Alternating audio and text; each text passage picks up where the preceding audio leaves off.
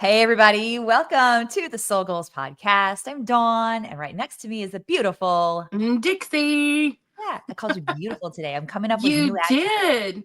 My Yeah. goodness, I feel so pretty. We should do that again. No, I'm just Okay. Welcome to the Soul Goals. You beautifully delightful. Look, I combined the two adjectives kidding. for you. Yes, and you always do the intro, so I never get to say how beautiful and delightful you are, which you are. So You're there you very go. kind. Thank I you got very it in much. there. Woo! You did it. You spoke it in there. All right, kids. For today, our wonderful weekly assignment was to pen a letter to someone that we were not going to send it to. So the name of this episode is called Signed, Sealed, and Undelivered. Yes, not to be, Mhm. not to be, Undelivered. That's yeah, it. yeah, not to be confused with the signed, sealed, delivered. Yeah, Yes. signed, sealed, and undelivered. Hmm. However, there I are love some it. caveats to this too, because as I want to explain a little bit about my background with the undelivered letters. A lot of it for me started with therapy years ago. And through the course of those years of therapy, I Mhm. had the advantage and the opportunity to do this a couple different times. One, but the times that I did it were really deep and meaningful and were very profound for me. So it can be a pretty heavy exercise. Mhm. But this week, I chose to do something a little bit different in terms of who I chose to write to. So I wanted to be a little more uplifting because I feel like I've done so much like deep, like take a shovel and dig the ground and dig the Mhm. ground and dig the ground kind of work. And so I wanted to go a direction of gratitude. So I just want to let you know that this can take on numerous looks. Like you could write a letter to someone that's passed away. You could write Mhm. a letter of grievance to someone that you have an issue with or trauma with from the past that you need a voice for. You could write a letter to your future self. You could write a letter to like prepare you for a conversation you're getting ready to have. Just there's multiple ways of going about this, but I chose to write two separate letters, and they were just short little things that I did during my morning time where I was doing my devotional stuff. Mhm. And both of them were expressions of gratitude. So I wrote letters that I could probably send to the two people, for me, it's going to be in my journal and it's going to be a reminder of me to look back when I'm feeling kind of blue and kind of like the world is out to get me, which, you Right. know, that happens, It right? does. It Yeah. does. So I can flip back and go, this is why I feel supported. This is why I deserve to be supported because I have these people that I can be so grateful for in my life. So that's just a little bit, but I'll go down the rabbit hole with those letters with you too. I Um, love that. yeah. I love the gratitude, of course, but I love that that's the direction you chose, especially if you've done some really hard, deep letters in the past. So that's really cool. Isn't it really cool that you did such hard work in the past that now the first thing you're like, oh, I can do gratitude? You know what? This is why I freaking love you, Dixie. I'm holding up a mug.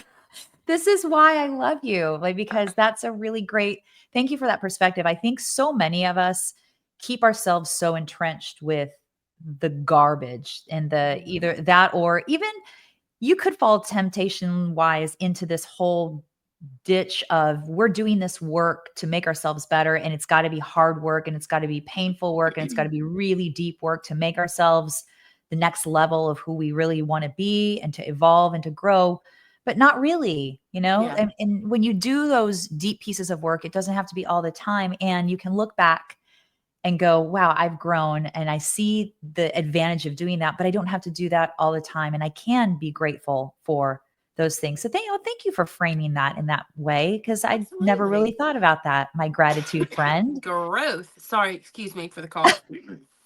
Well, it is cold and flu season here in Tennessee. Oh my So yeah. gosh.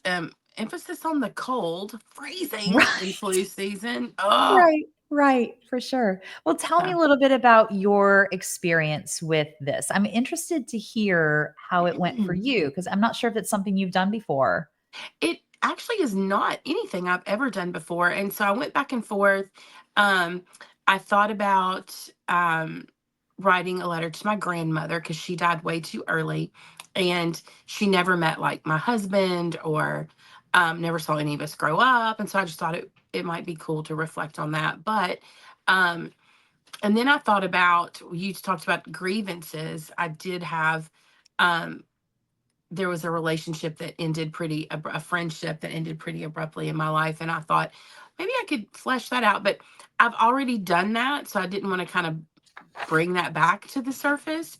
Yeah. So, I ended up writing a letter to my dad, and Oh, he passed away in 20 no 19 sorry, not 19, that's terrible, 2019, not 1920.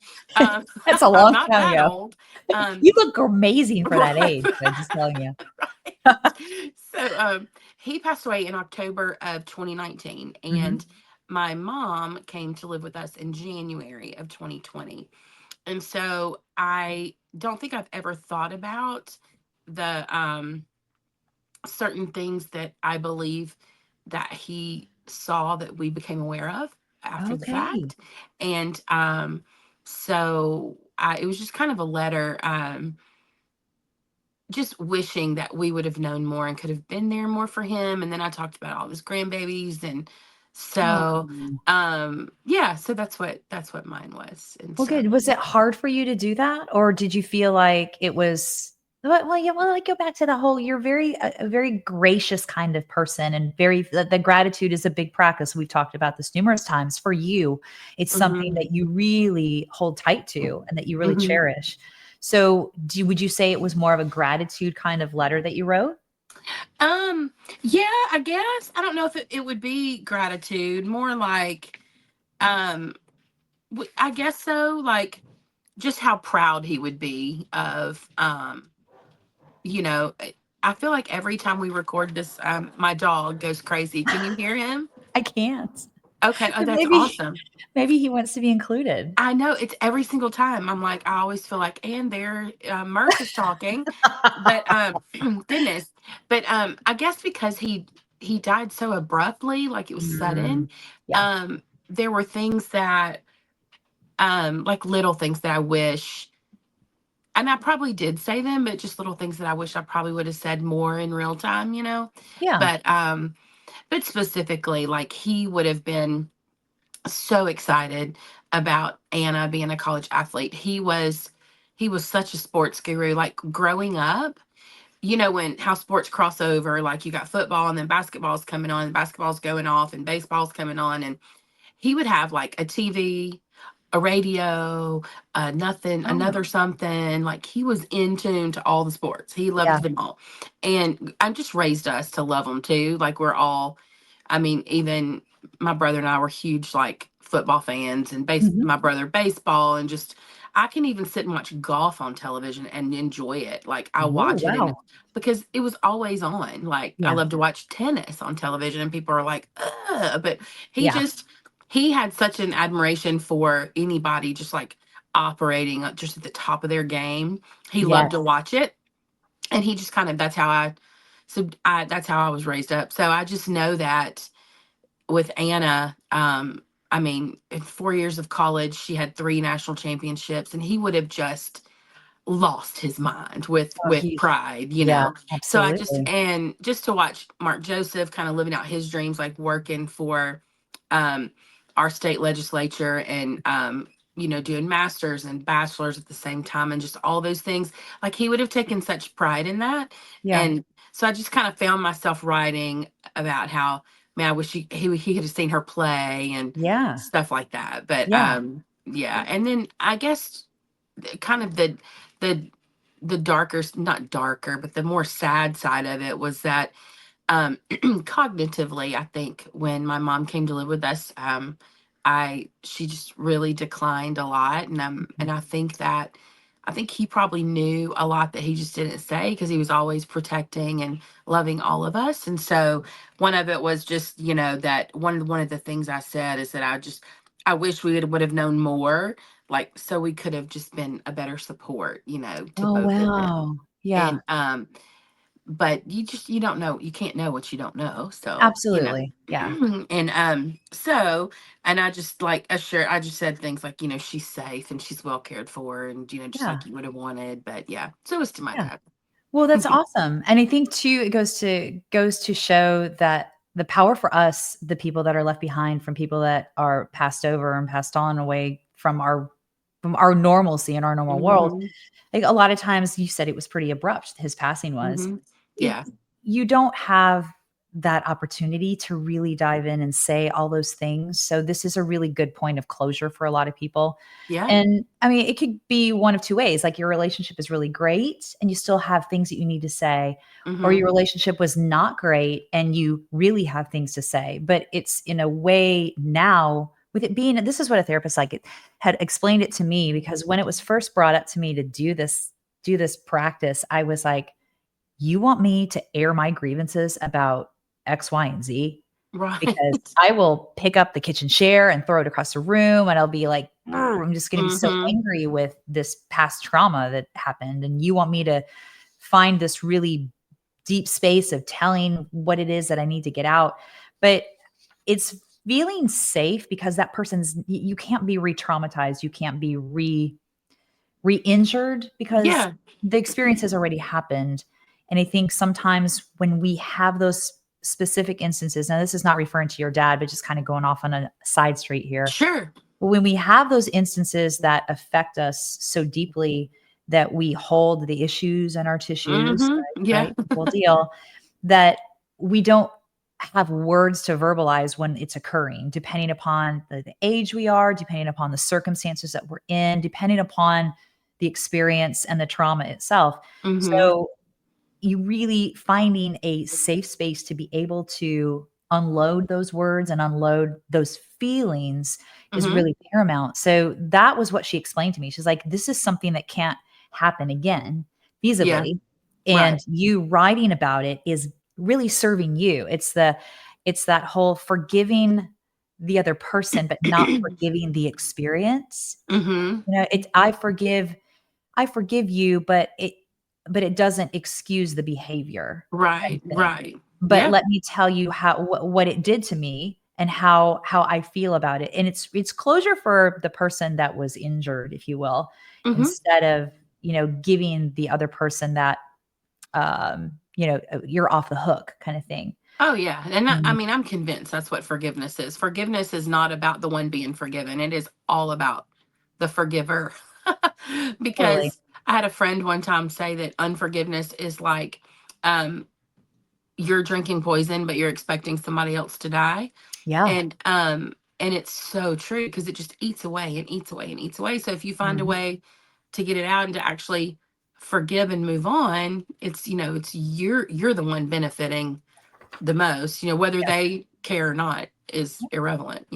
Right, because it's not Hmm. that this practice is not about the person that you're writing to, it's about you and your feelings and your emotions around the Hmm. situation. Now, then we can go to the complete other side, like what you talked about with your dad and ho telling him all the things that would make him so filled with pride and remembering all those wonderful times that you guys had when he was raising you in the household he was raising you in. Hmm. And it can go to that expression of gratitude is just as important, I believe, like, because for me, the choosing to do the two letters of gratitude, one was to a really great friend that I didn't know I needed.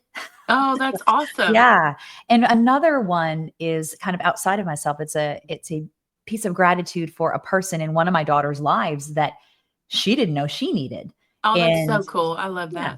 that. Yeah, but I love what you said earlier about how interesting it is and how great it was to go do all that deep, ditch digging kind of work Hmm. earlier and now be able to get to a point where, hey, I'm going to express gratitude for something instead of going immediately to, I have to air my grievances. I got to get all this anger out. And, Yeah. And you another know, thing, and another thing, and yes. another Oh, thing. and while I'm at it, this, and while I'm at it, this. Now, hold on for a Yes. second, because like you could do a laundry list of, Hmm.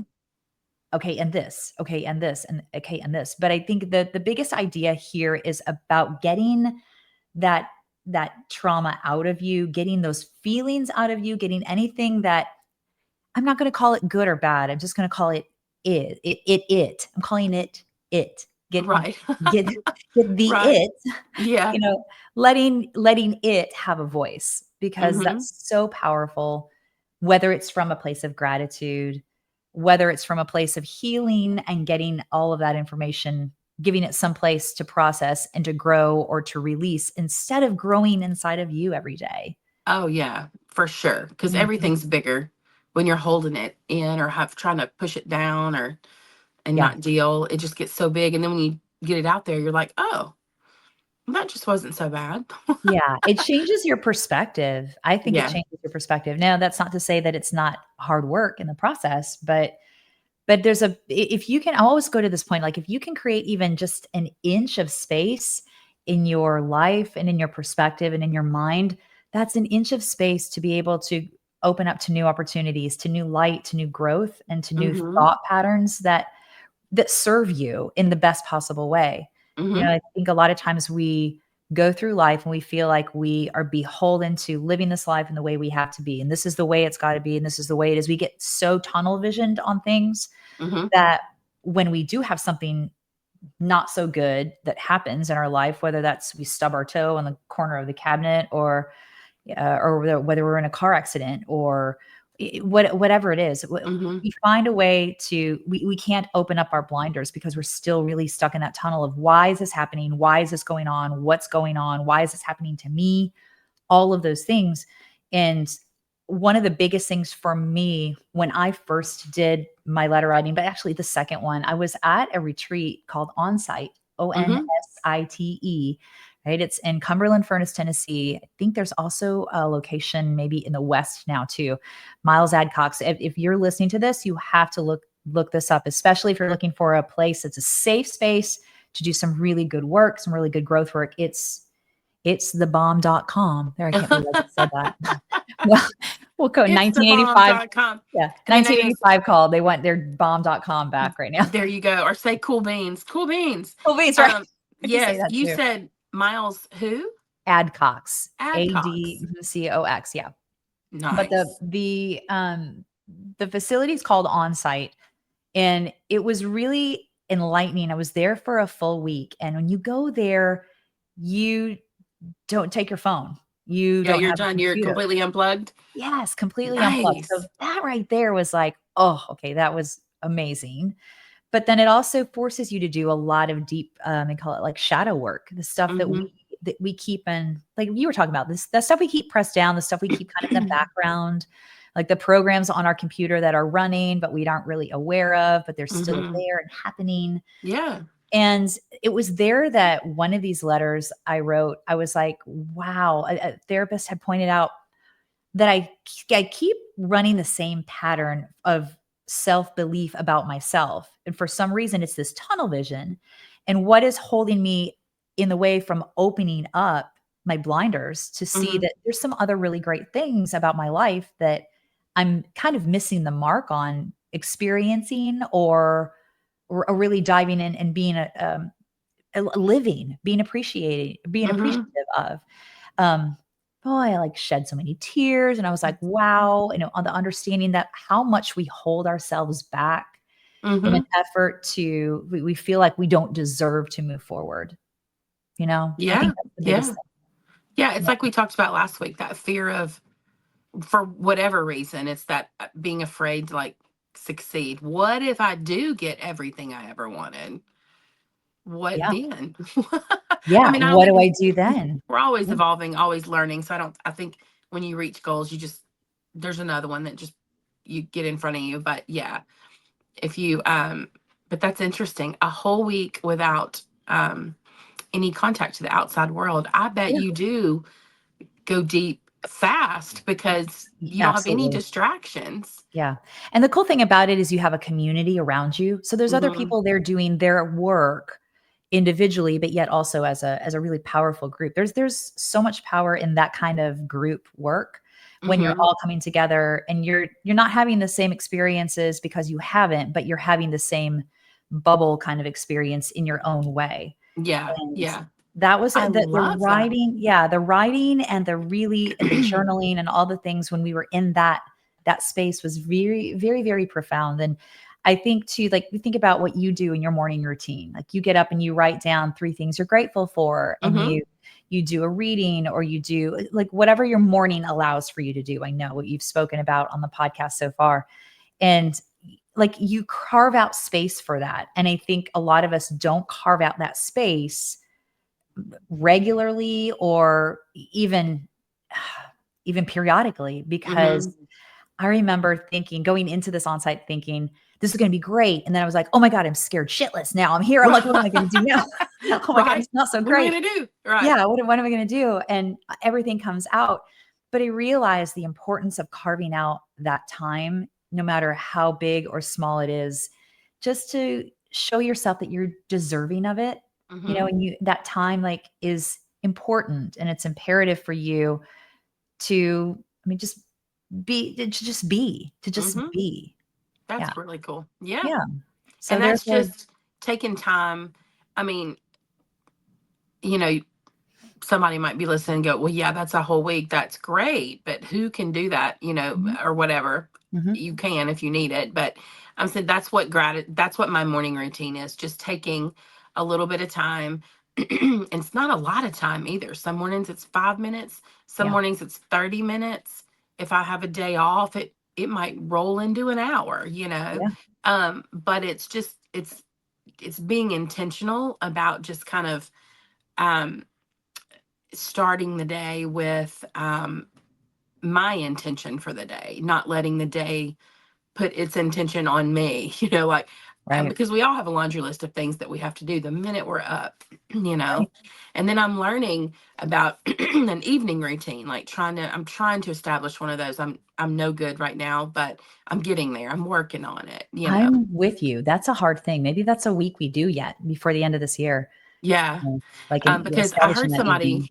I heard somebody say your morning routine is directly related to your evening routine. And I thought, well, my morning routine, you know, pretty much happens regularly. And then I was like, but when it doesn't, I'm like, oh yeah, maybe there's something to Oh, that. wow. Can you trace it um, back to the day before, the night before? Typically I Okay. can, if my evening is like later than normal, Mhm. or it could be a number of things, but Mm. or if I know I'm going to have an early morning, but my day has kept me up later than it's supposed to, it's like if something's gonna get put on get dropped off the priority list, it's typically that for Yeah. snoozing or Yeah. putting it to bed till late, and I've got to be somewhere at 7 a.m. or something like that. So, Yeah. um, and so this week, I'm taking a look at it. I'm really more with a fine tooth comb because I have three very early mornings that are work related. Right. And I had one today that was off the cuff, but I have three that were already planned on the schedule. And so I'm going to tonight will be that first night. I've got my hot magnesium drink for the night. I'm Okay. starting to see if my night routine affects it like it says. And yeah. Okay. Well, report back. I want to hear about it. I think that's a really interesting correlation. I think it all Hmm. kind of feeds, like one day feeds into the next day. As a former personal trainer, you can say to, and I know you know what I'm talking about, when people say, "Oh, I've ruined today. I'm Oh just going to yeah. start tomorrow." I mean, Hmm. like when we decide that because we have a slip up during our day, whether that's we yelled at someone or we had an argument with someone or we sent a text or an email that we shouldn't have sent. I don't know, and we just feel Yeah. like we're just bleh. Well, okay, the day's ruined because I screwed it up right there. Right down to the I'm going to stick to my diet and I had a sleeve of Girl Scout cookies. Right. you Right. know, we do have the power to pause and stop and not allow that to feed into the next day, but also stop where it's at and reboot and give Yeah. ourselves the self-love and that intention that you talk about. Absolutely. I call it Mhm. making the next right decision. Just Yeah. stop where you are and just make the next right decision. Yeah. So, like, if this morning I didn't get my morning routine in, then where in the day can I do it anyway? Where can I fit Yes. it in? Yeah. Because the spirit behind it is gratitude, like encouragement through reading and journaling, learning something new, Mhm. reading something new. So it doesn't really matter when in the day you do it. It just helps me to do it in the morning Yeah. And I love to read at night. I'm learning I like to settle down with a book, like a physical book, not Right. a Kindle or whatever. And Right. so, like you're saying, just make the next right decision. If Hmm. you ate the sleeve of Girl Scout cookies, okay, well, your next meal probably doesn't need to be Girl Scout cookies, but Right. you But know, I like that. And it's the spirit behind it. It's the why behind it. It's our that's when it intention can behind it. become a lifestyle and it's not Mhm. just a something I'm doing for this parenthetical Mhm. season of time. Yeah. Because I think that's where we all kind of when people, oh, I can't do that, I'm on a diet, oh, I can't do that, I'm on a program, instead of Mhm. just no thank you, because this is my life, Right. Right. Exactly. this This is is what how I I live my adhere to. life. Yeah. Hmm. I Yeah. think, for me, all those letters that I wrote in the past, and even the 2 gratitude ones that I did this week, it's helped kind of release that expectation of this is how it's gotta be, and allow me Hmm. to go, like, make for lack of better terms, like you said, make the next right decision Hmm. instead of staying entrenched in some kind of mindset or behavior that is not serving me, first of all. I'm not happy being that Hmm. way, but it's also not serving my community by me hanging on to some kind of grievance or some kind of anger that I've not found a way to dispel in a safe way. And the letter writing has that you're not going to send. Right. The letter writing that you're not going to send is it's really really cathartic in getting to that point and stopping, and going pausing and going, okay, it's out. I'm free now. What do I do next? Like, Hmm. maybe I'm making it too simplistic, kind No, of I with don't think the so at examples we all. talked about, but No, I think it's great. I loved writing it actually, because one of the things I said, and I'm writing this down because I don't want to forget to tell you this while we're on the air, but okay. on the air. Yes. Um and so I one of the things I found myself writing at the end, and I was like, oh, it's just things you don't ever think about. Because I was like, I told him that I said, I think you'd be really, can I just read it? I'm sorry. This is Oh my god, um yes, read it. I said, if I can, oh my goodness, I just got a wave of emotion. Okay. I said, I think you'd be really proud of all of us and the legacy you left behind. I said, you were the best, most supportive dad, and I think you made us all brave, and we're all better for it. Because I started thinking about um, the things that we've all done just in the last 5 years. Like my brother is 6 years younger than me. I'll be 55 this year. Um, and he is starting his doctoral program. Oh wow. And my two nieces are, living their best life, have these beautiful singing voices that they're using in such a cool way. And so that kind of legacy of music that we were all raised on, not just sports, but, Mhm. is carrying on. And then, of course, Anna and Mark Joseph I already mentioned. And I mean, I've literally changed careers at age 52. Like, who does that? But I think it's that he was always, you can do whatever you want to do. And I know a lot of people say, oh, I tell my kids, grow up, you can be whatever you want to be when you grow up. Yeah. But he actually, he lived that out. Like, he Yeah. was an entrepreneur. He had his own business, and then he worked for people, and we saw him being brave in real time. And I guess I just never thought about it until it Mhm. came out while I was writing. And I Yeah. was like, wow, he left a legacy of having courage. And Mm. that's really cool. It's something I'm really thankful for, Yeah. Oh, I you just got a know. chill when you said that.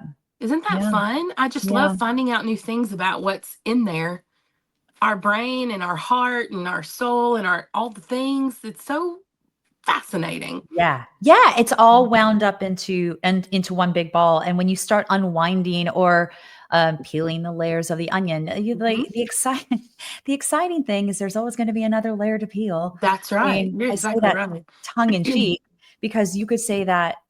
I mean, initially when I first went to say that sentence, I was gonna be like, "Meh, meh, meh, meh, meh." See, like, right there, I'm gonna stop myself and go, "Okay, Yeah. but I have the opportunity to unpeel another layer. Hmm. That's a challenge potentially waiting for me to cross that next bridge, but it's an opportunity.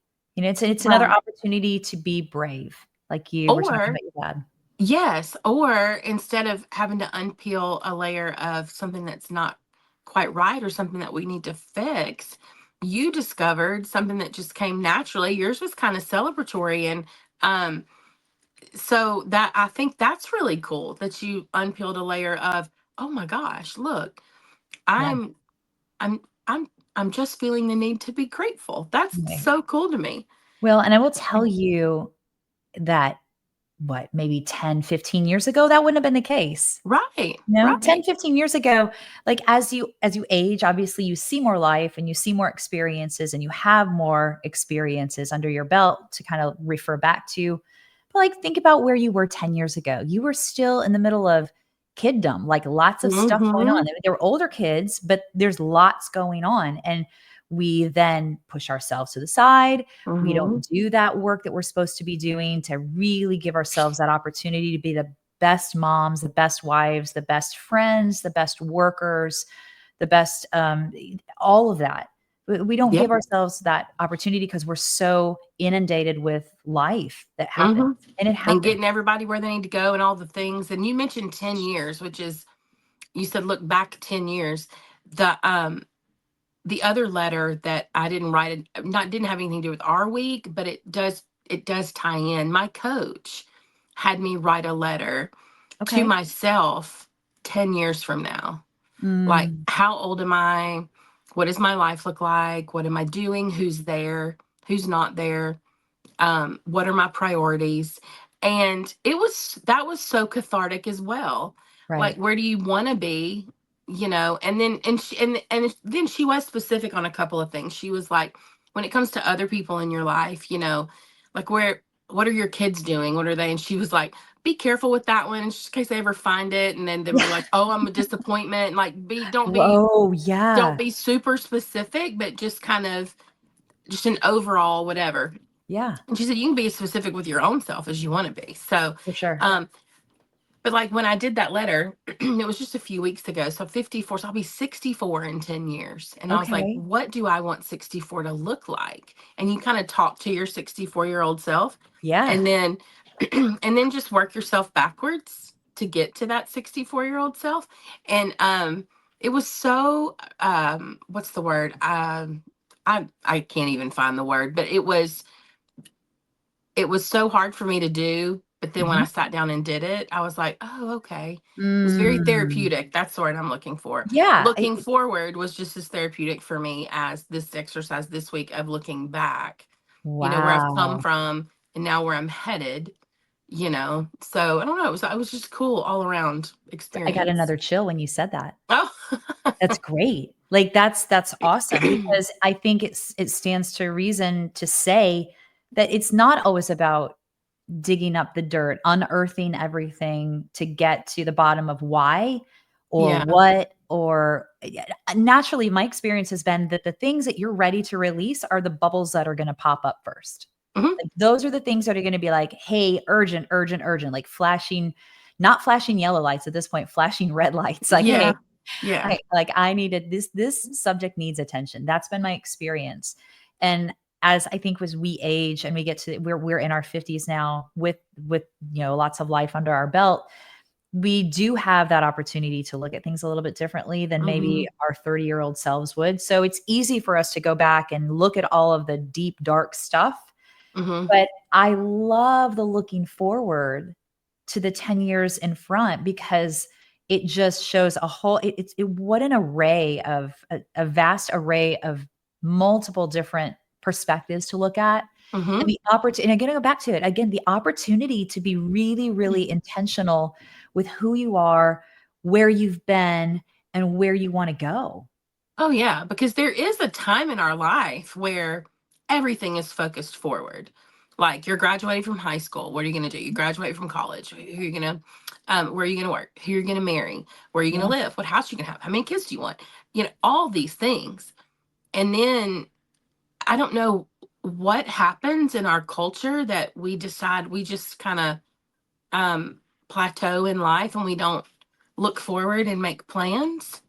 Right. We retire and we just stop. That doesn't feel like a that's not that doesn't feel like anything I want to do. Yeah. It's just we're just existing at that point. Yeah. And so Yeah. I want to always be making plans and looking forward, and I I had forgotten how exciting that is. Like, what do Oh, I want to do in the next 5 years? What do I want to do this year? It's yeah. more than just a goal setting. It's like, how do I want to live my life to become this person when Yeah. she's 64? Yeah. You know? It's not to me, I don't think it's necessarily goal setting as much as it's just intentional living. Mm-hmm. What do I want to create? And yeah, I guess you could call that a goal, but like for me, it's a when I hear you saying that, it's very intentional. And I can just really see this really cool, like this cool transition for you. Mm-hmm. I love it. Yeah. And Oh. I would say the exercise we did this week with writing a letter that's unsent Hmm. um, could go really hand in hand with writing that letter to yourself, Yeah. especially if you're writing letters of like release and healing and all of that, how it could just Yeah. lead right into, where do you, how do you want to be, Yeah. who's the Yeah. person So that you want to, the legacy you want to leave behind has everything to do, and the legacy I want to leave behind has everything to do with how I'm going to live the next 10 years, oh, you know? mic drop That's right what my there. adult children, they're going to remember a lot of things from childhood, but I've learned that my kids have a lot of grace for when they were being raised because they know we were doing the best with what we had. But now that we're all adults, like I feel like I have a real legacy I can leave. I just have to be intentional about it and I have to make sure I leave it. I'm going to leave one either way. Right. We So, we are all going to leave a legacy. What right. kind of legacy we leave is our decision. Heck yeah. And I think it starts with for me, I was so glad she made me do that exercise because I don't think I would have ever thought of that on my own. Right. Um and it was very eye-opening, where I am today, where I want to, and so anyway, yeah. Okay, not so anyway, but yes, yes, Not so yes. anyway. That's Right. great. I love Mhm. how thank you for being so transparent with that because it's vulnerability, it's another biggie, you Mhm. know, and how Mhm.